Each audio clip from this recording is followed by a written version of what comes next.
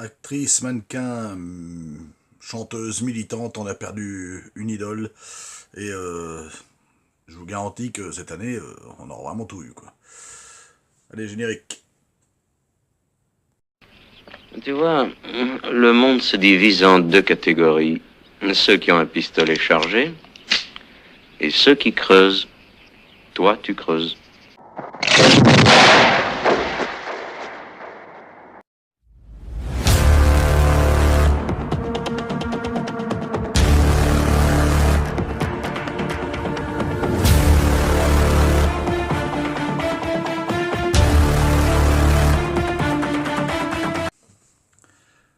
Salut les amis, bienvenue sur Rhino Ciné. Alors aujourd'hui, on va revenir sur le décès de Brigitte Bardot qui est survenu, on l'a su ce matin, donc 28 décembre 2025. Donc, alors il y a beaucoup à dire, forcément beaucoup de choses, y compris sa carrière cinématographique. On va parler beaucoup plus là-dessus évidemment. Mais il y a tellement de choses à dire sur Brigitte Bardot. C'était quand même une idole bien représentée en France, même internationale, avec la cause animale qu'elle défendait. Donc évidemment, on va en parler aussi de ça, mais on va aussi parler beaucoup de ses films, de sa rencontre avec Roger Vadim, qui a lancé un peu sa carrière aussi au cinéma.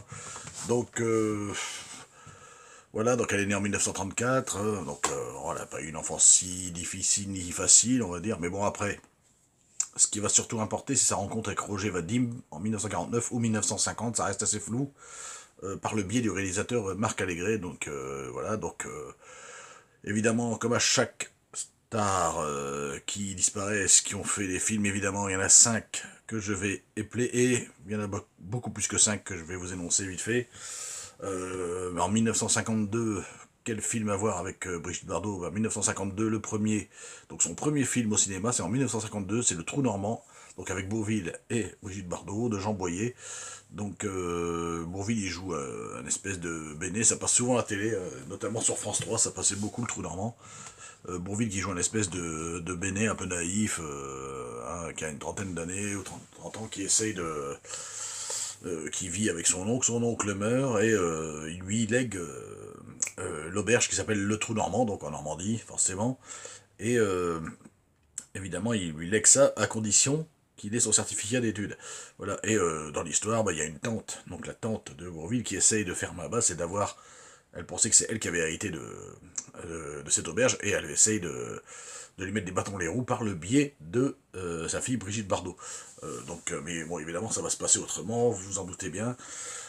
Donc c'est son premier film, voilà, et voilà, donc elle commence, elle n'était pas très connue encore à l'époque, et on va dire ce qui va déclencher, donc c'est son premier film, c'est pour ça que je le mets en le... C'est vraiment son premier film, c'est pas vraiment dans le top 5. Et après, ce qui vraiment va faire découvrir Brigitte Bardot au cinéma, c'est en 1956, et Dieu créa la femme de Roger Vadim, donc qu'elle a rencontré 5-6 ans avant, donc un film de 56. Donc ce film met en scène Juliette, donc jouée par Brigitte Bardot, hein. Donc évidemment elle est belle comme c'est pas permis dans le film, donc elle fait des... ça se passe à Saint-Tropez évidemment, tous les hommes la regardent, c'est vraiment la femme qui se sent vraiment libre, qui arrive dans le milieu, elle arrive à faire ce qu'elle veut, enfin voilà, et c'est un peu sa rencontre avec Roger Vadim, parce que quand Roger Vadim a rencontré Brigitte Bardot par le biais de Marc Allégret, elle est arrivée comme ça, comme si elle avait déjà, si vous voulez, déjà rencontré des scénaristes, rencontré des producteurs, alors qu'elle n'avait jamais fait. Et elle arrivait tellement à l'aise, comme si le monde lui appartenait, on va dire quelque part, comme si elle était partout, tout le monde la regardait, quoi. Et c'est un peu ce qui se passe dans ce film. Et Dieu créa la femme. Et c'est pour ça que c'est un purée de film culte qui a marché, et qui marche toujours d'ailleurs. Vous pouvez le regarder autant de fois que vous voulez, vous l'achetez, c'est sorti, je crois, en DVD, Blu-ray, enfin, tout ce que vous voulez. Donc ça, c'est vraiment le film qui a révélé Brigitte Bardot.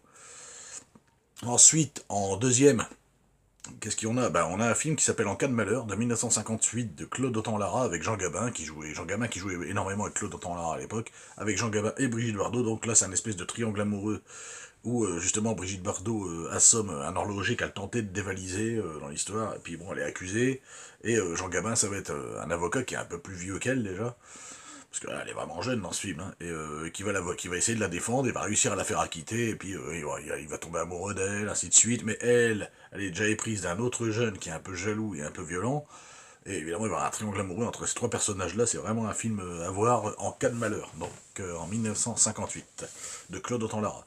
Voilà, ensuite, en 1960, il y a eu un film qui s'appelle La Vérité. Donc ça, c'est de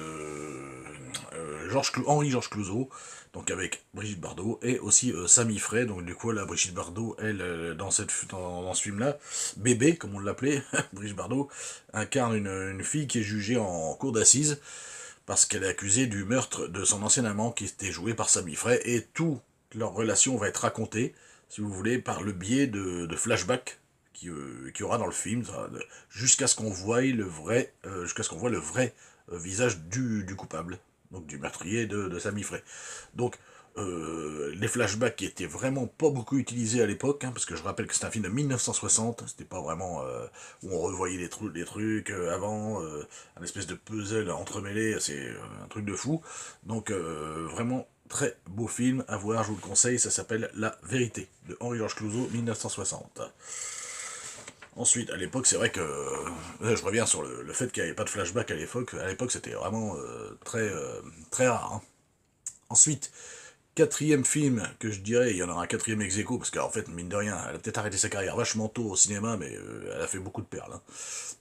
Hein. Quatrième film plutôt, Vie privée, donc de Louis Malle, en 1959, non, je crois, ou je sais plus quelle année, une histoire d'amour. Alors là, c'est une histoire d'amour vraiment tragique sur la célébrité, c'est le cas de le dire, ce qu'elle connaît, elle, ce qui a commencé, ça y est, à être connue, là, c'était une sex symbole, même tout ce que tu veux.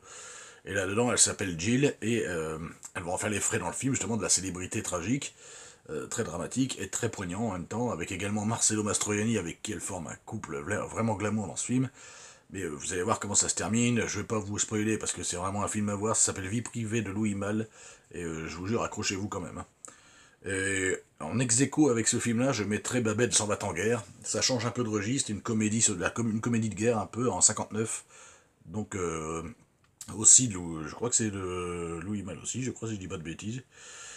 Et elle est engagée, du coup, Brigitte Bardot dans ce film, comme femme de ménage, donc c'est pendant la Seconde Guerre mondiale, hein, bon, comme femme de ménage au quartier général de la France libre, voilà. Et du coup, elle va se faire engager comme ça, mais comme c'est le sosie, on va dire, quasiment parfait d'une maîtresse d'un responsable allemand, comme elle ressemble à cette maîtresse-là, on va l'envoyer en mission pour essayer de retrouver, justement, et de kidnapper ce responsable allemand. Et il va s'en suivre tout un tas de péripéties dans le film, vous verrez, c'est assez drôle. Jouer avec la guerre déjà en 1900 à cette époque-là, bon, c'était vraiment bien joué. Ensuite, regardez-le, Babette s'en va en guerre, c'est un excellent film. Ensuite, elle a refait un film, le cinquième que je mettrai évidemment. Alors celui-là, obligé, je le mets dans le top 5, c'est le cinquième, c'est Le Mépris de Jean-Luc Godard en 1963, avec donc Brigitte Bardot et aussi, il y a Jack Palance, il y a Michel Piccoli, enfin, il y a même Fritz Lang dans le film. Alors, Paul, donc Michel Piccoli, et Camille, sa femme, donc jouée par Brigitte Bardot, travaillent dans le cinéma, et en fait, Paul va délaisser Camille, donc Brigitte Bardot, sous le, on va dire, un producteur, sous le joug d'un producteur de son prochain film, un prochain film qu'il veut écrire sur l'Odyssée, je ne sais plus quoi, de Fritz Lang. Et du coup, c'est pour ça qu'on voit Fritz Lang dans le film, mais Camille va se sentir délaissée, et elle va le reprocher. Parce que lui, Paul, ce qu'il veut, lui, c'est il met le producteur dans les pattes de Camille pour être sûr de sauver le film. Donc en fait, Camille elle va se sentir délaissée, comme si elle était un jouet. Donc Paul se sert pour réussir le film en fait, et Camille elle va pas apprécier ça du tout, Brigitte Bardot donc, et elle va le mépriser, d'où le titre Le Mépris, et lui il va essayer de savoir aussi pourquoi elle lui en veut à ce point-là, mais en même temps il mise tout sur elle, on va dire presque pour sauver, regardez-moi Le Mépris de Jean-Luc Godard, c'est un pur chef-d'œuvre. C'est pour ça qu'il était obligé d'être dans le cinquième de stop, et encore j'aurais pu le mettre premier, mais bon j'ai fait dans l'ordre de filmographie, hein, bien sûr, j'ai pas fait dans l'ordre de préférence. Mais ces 5 films-là, faut les voir, il y a quelques exceptions aussi que je vais dire. Il y a les duos qu'elle a formés avec Jeanne Moreau dans Viva Maria, donc avec Brigitte Bardot et Jeanne Moreau. Viva Maria de Louis Malle aussi en 65. Donc là, c'est une histoire de deux filles qui s'appellent Maria, justement. Viva Maria, Maria 1, Maria 2. Et elles vont se rencontrer, elles vont se retrouver, elles vont former un espèce de cirque ambulant infernal. Bien sûr, des gens vont leur mettre des bâtons dans les roues. C'est une espèce de western comique, hein, on va dire. Et, à contrepartie, il y a eu aussi une espèce de western un peu drôle comme ça plus tard, avec dont j'avais parlé déjà au décès malheureusement de Claudia Cardinal, Justement, c'était Les Pétroleuses, où, quand j'avais fait la vidéo sur Claudia Cardinal, elle est en duo avec Brigitte Bardot, ça s'appelle Les Pétroleuses. Bah là, je ressors ce film, encore une fois. Les Pétroleuses, vous verrez la critique quand j'avais fait la vidéo sur Claudia Cardinal. Les Pétroleuses, donc un espèce de western comique où Brigitte Bardot est une espèce de chef de gang avec ses sœurs. Elle braque un train et puis après elles veulent s'arrêter, mais bon, elle découvre dans le magot dans le train, il y a un espèce un acte de propriété pour un ranch et Claudia Cardinal, elle, c'est une espèce d'autre femme qui lorgne aussi sur ce fameux ranch. Alors ils vont s'affronter, et puis après, comme c'est un western un peu comédie aussi, vous verrez que comique, vous verrez que c'est un peu voilà, c'est léger quand même, voilà. Donc ça, c'était les petites exceptions aussi à voir. Si vous voulez voir les duos avec Jeanne Moreau et Claudia Cardinal, vous voyez ces films aussi. Voilà. Donc après, Brigitte Bardot, évidemment, elle n'a pas fait que ça dans sa carrière. Là, j'ai vraiment énuméré ses films parce qu'on est sur une chaîne de ciné, mais il faut quand même reconnaître le courage de cette femme-là, le combat qu'elle a fait, et quand elle disait quelque chose, elle le faisait. C'est surtout ça qu'il faut reconnaître, hein. Elle a évidemment chanté aussi, chanteuse. Elle a chanté de 1962 jusqu'à 1973, exactement comme le cinéma, et vous allez comprendre pourquoi. Elle a chanté Sidonie en 1962, qui était un titre qui fait partie du film Vie privée, dont j'ai énoncé justement juste avant. En 1964, il y a l'album Bébé, où elle chante Moi je joue. Elle adore cette chanson-là, tout le monde l'adore cette chanson-là. Évidemment, elle a fait tellement de chansons, je ne peux pas toutes les énumérer, mais en 64, en 1965, il y a eu une chanson pour le film Viva Maria, dont Ah les petites femmes, où elle chante avec Jeanne Moreau. Ensuite, en 1967, évidemment, il y a eu la chanson Harley Davidson et Je t'aime moi non plus, écrit et composé par Serge Gainsbourg, dont, bien sûr, elle aura une histoire avec lui.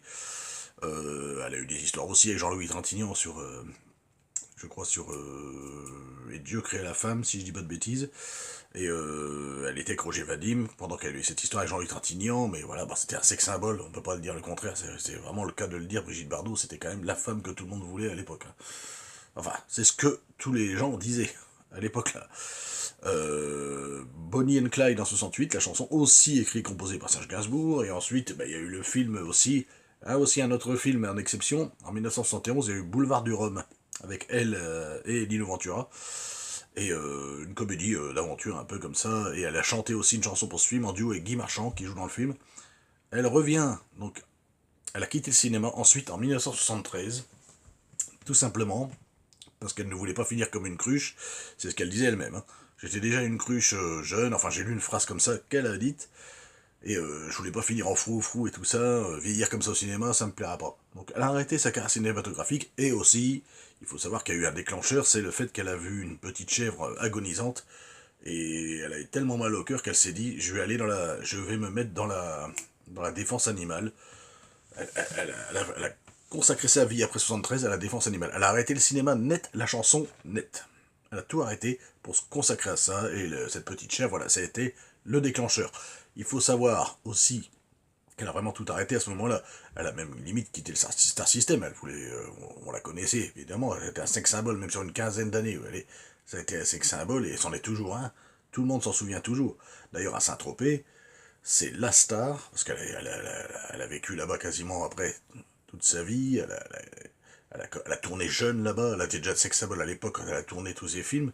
Et Dieu créa la femme et tout ça.